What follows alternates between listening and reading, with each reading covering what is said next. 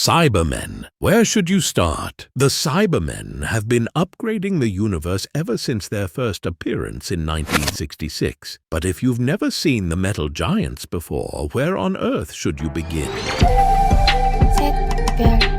First, we have Earthshock. If all you're looking for is a fast-paced, action-packed Cybermen story, the best place to start might be the 1982 classic Earthshock. This came at the tail end of Peter Davison's first season and saw the Cybermen burst back onto our screens for the first time in some 7 years. Written by Eric Saward, Earthshock was something of a white-knuckle thrill ride and, as was typical with Sawad's writing, featured a high level of violence, with some of the story's characters being literally melted by the Cybermen's android slaves. Moreover, Earthshock also marked the second time in the series' history where one of the Time Lord's companions actually died. In this story, Adric succeeded in disrupting the Cybermen's plan, but he was too late to escape from the crashing spaceship and collided with planet Earth. We also have the 10th planet. The 10th planet may not be the greatest Cybermen story ever written, but it is the very first. So if you're really looking to delve into the metal giant's origins, then this is the best place to start. In the 10th planet, the Cybermen's home world of Mondas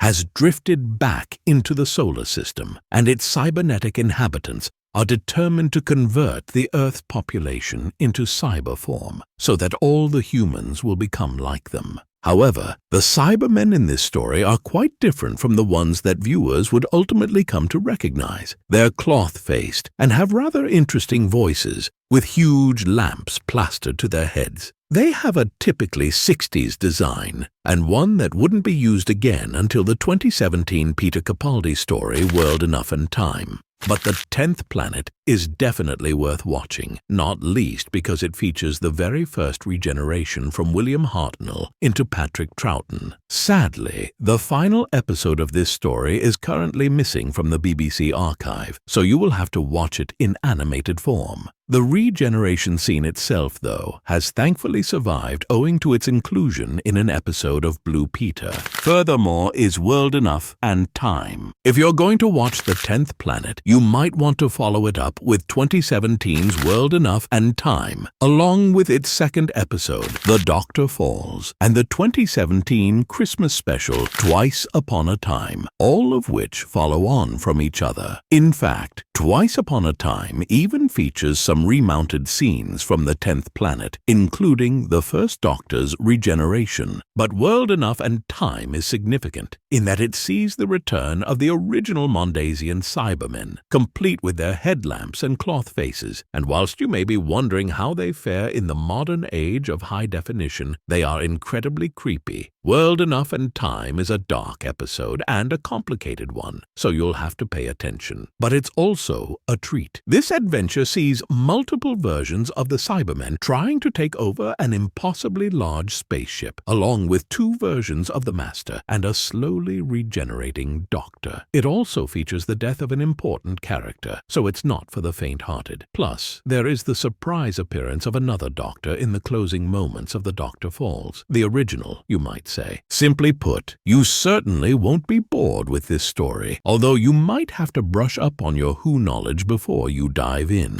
Next, we have Rise of the Cybermen. When Doctor Who returned in 2005, the production team decided to come up with a new origin story for the Cybermen. They wanted to introduce the metal giants to a whole new audience, and they decided the best way to do this was to start from scratch. They didn't ignore the series canon, though. They simply decided to have the TARDIS land on a parallel Earth and tell the origin story of an alternate version of the Cybermen. These ones began on Earth and were the brainchild of the deranged John Lumic, who sought to upgrade the human race so that it would be free of physical suffering, as well as the curse of emotion. As such, Rise of the Cybermen, along with its second episode, The Age of Steel, makes the perfect jumping-on point for someone who knows nothing about the Cybermen. And interestingly, these versions of the metal giants kept appearing in the years that followed. It wasn't until 2011's Closing Time that the proper Cybermen finally returned, their chest plates devoid devoid of Lumix's Cybus branding. Lastly, we have Closing Time. Closing Time might not be a fan favorite, but it's a great place to jump in if you're looking for something lighter. It wouldn't be fair to say that Closing Time is a comedy, but it's certainly lighthearted and more of a casual romp for the 11th Doctor Matt Smith, who, in this episode, is joined by guest companion James Corden. All in all, Closing Time is more of a gentle SF adventure that will certainly appeal to the casual viewer who may not know anything about the Cybermen. At the same time, there is plenty in it for the hardcore fan as well. For a start, this episode saw the return of the deadly Cybermats metallic,